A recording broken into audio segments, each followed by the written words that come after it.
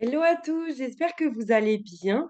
OK, aujourd'hui, je voulais faire avec vous un petit, bilan, en tout cas, faire le point sur toute l'année qui s'est écoulée, toutes, ces 6-7 mois qu'on a passés ensemble depuis le lancement de Pharmacie et du coup, je vous ai préparé, 2-3 petites choses pour que chacun puisse de son côté faire son bilan personnel. Pour ceux qui le souhaitent, il y a rien d'obligatoire et en fait, ça va nous permettre vraiment de prendre conscience de ce qu'on a réellement pu construire pendant cette année, du coup 2025. Ça va nous permettre de comprendre les chiffres, le CA, les gains et cetera. On va aussi identifier ce qui a fonctionné ou ce qui, au contraire, nous a freinés et on va pouvoir, poser des bases saines pour entamer cette nouvelle année qui arrive. Donc on va le faire ensemble. Je me suis pris des petites notes. Donc le but, c'est pas du tout de se mettre la pression, de se comparer. Il y a zéro obligation de performance, vous le savez bien.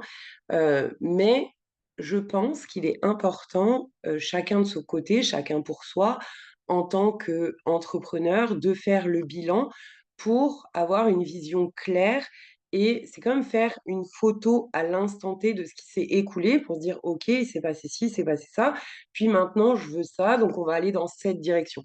Puis c'est vraiment ça qui est, important, de savoir où on en est tout de suite et où est-ce qu'on veut aller. Donc la première partie du bilan, on va parler un peu de chiffres, on va parler du nombre de clients. Donc on peut, se poser les questions suivantes. Donc j'ai noté quelques questions. Combien de clients est-ce que j'ai eu cette année? Combien étaient des clients ponctuels? Combien étaient des clients réguliers? Combien de clients est-ce que j'ai perdu et du coup pourquoi? Et combien de nouveaux clients j'ai eu? Si on était dans une précédente activité auparavant ou pas, mais en tout cas faire un petit peu le point des clients. Je sais que moi j'aime bien faire ce bilan de clients chaque fin de mois. Je sais qu'il y en a qui font par semestre, par trimestre. Bref, pour toutes les personnes qui ne l'ont jamais fait, c'est peut-être, le moment de le faire. Heu, c'est pas le nombre qui est important, d'accord? Même si vous avez eu 2 nouveaux clients, et je sais pas 5 clients sur l'année, d'accord? Je vous donne vraiment des bas chiffres pour que personne se sente, amoindri, c'est pas du tout le but.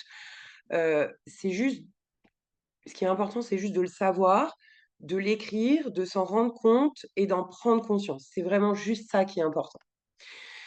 OK. Ensuite, on va parler donc je vous laisse faire le point étape par étape. Vous pouvez mettre la vidéo en pause, continuer ensuite et cetera. Le but, c'est que je fasse quand même une vidéo courte pour tout le monde, donc j'avance. Le deuxième point, c'est le chiffre d'affaires mois par mois. Donc ce que vous pouvez faire, c'est un tableau qui est très simple avec la première colonne, du coup, les mois de l'année, donc mai, juin, juillet jusqu'à décembre, parce qu'on a commencé en mai.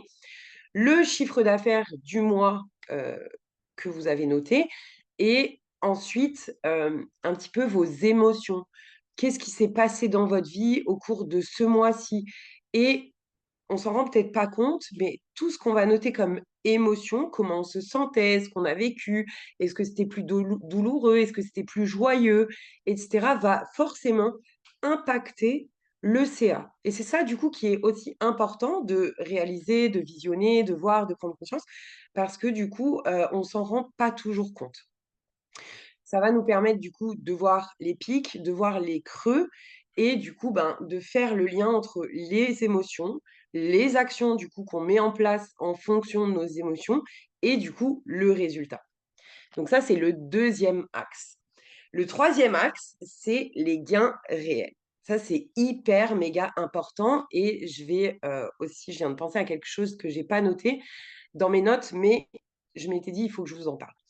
Donc, combien est-ce que j'ai gagné au total sur l'année? Ça, je trouve que c'est quand même important de le calculer, de le voir et cetera.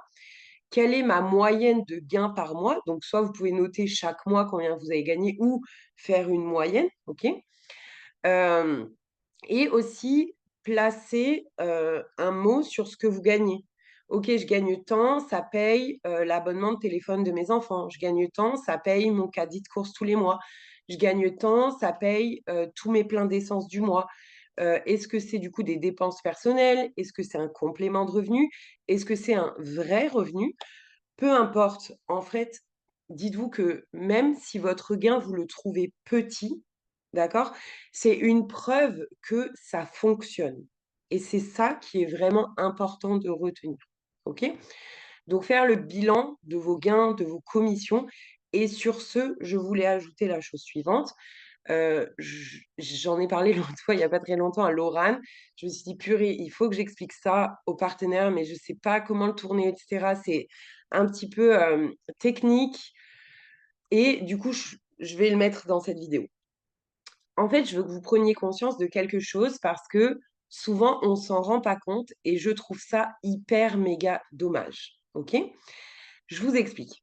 Je connais d'autres leaders de d'autres marketing de réseau et cetera, hem, qui ont aussi des équipes, des partenaires et cetera.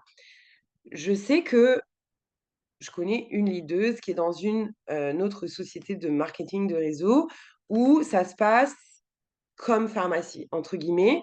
C'est-à-dire que quand ils passent des commandes sur leur back office, ils ont comme nous directement moins 30 ou moins 20 ou je sais pas le chiffre, mais bref, c'est le même système que nous et quand ils passent via un compte client, du coup, ils ont les commissions qui viennent le mois suivant dans un wallet, dans un portefeuille, sur leur compte, bref, peu importe. OK? Mais c'est du coup le même schéma que pharmacie. Ce que j'ai trouvé vraiment super, ce que cette leader dit à ses équipes de faire chaque mois et je trouve que c'est incroyable et je me suis dit: «Il faut que je vous le transmette». Hem, En fait, tout le monde voit ses gains affichés tout au long du mois, du 1er au 31.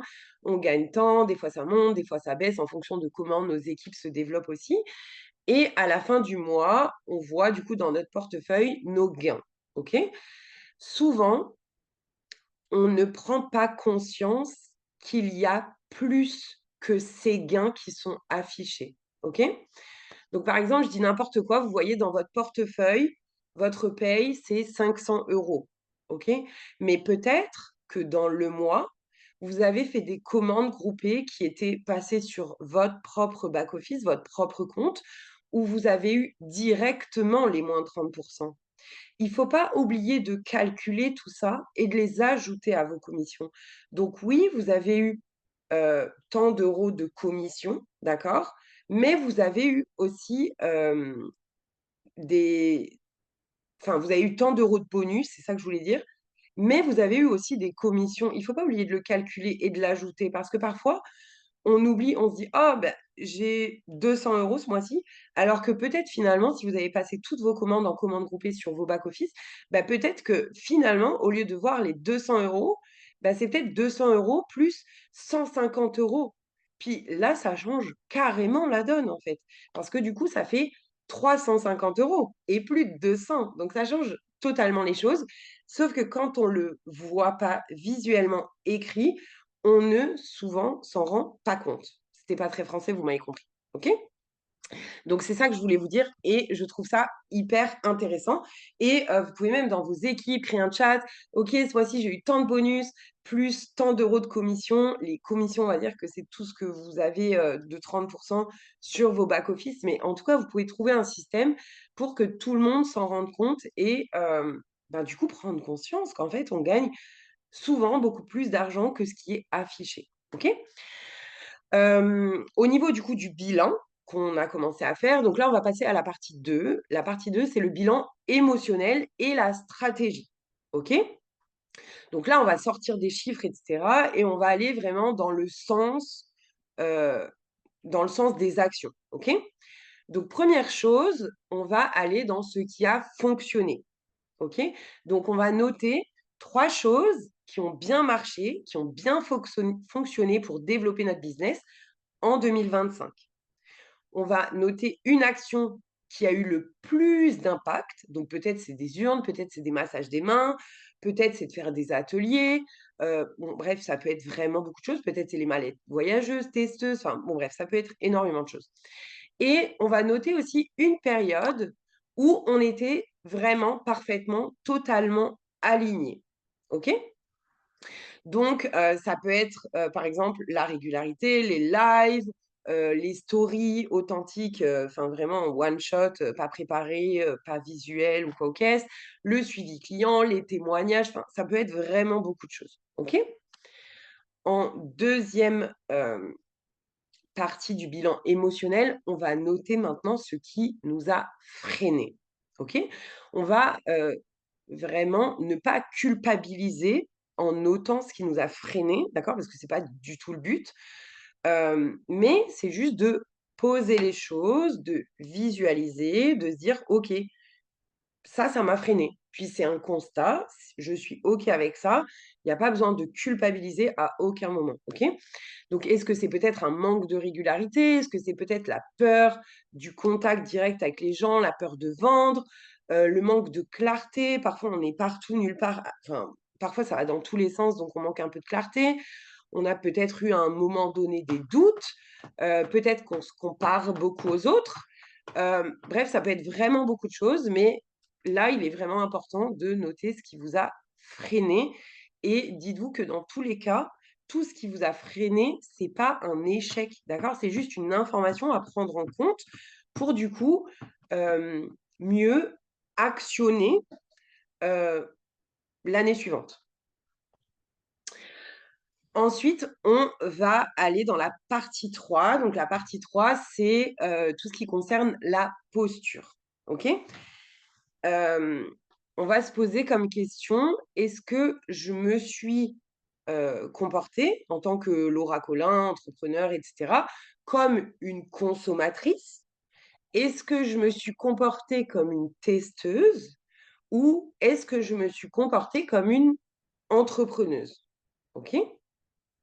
Est-ce que j'ai traité mon business comme un loisir ou comme une priorité? OK?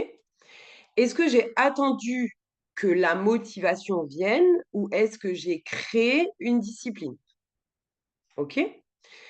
Il faut savoir que tous les résultats qu'on peut avoir chacun, c'est toujours le reflet de notre niveau d'engagement et c'est pas du tout le reflet de notre propre valeur personnelle. OK? Ensuite, en conclusion de ce bilan, OK, on va, du coup pouvoir noter, une chose qu'on souhaite arrêter parce que ça n'a pas eu les résultats qu'on souhaitait, parce que, finalement ça nous a saoulés de le faire, parce qu'on n'était pas alignés avec ça, enfin bon bref. On note une chose qu'on veut arrêter, on note une chose qu'on veut améliorer, OK? Et on va noter aussi une chose qu'on va oser, OK?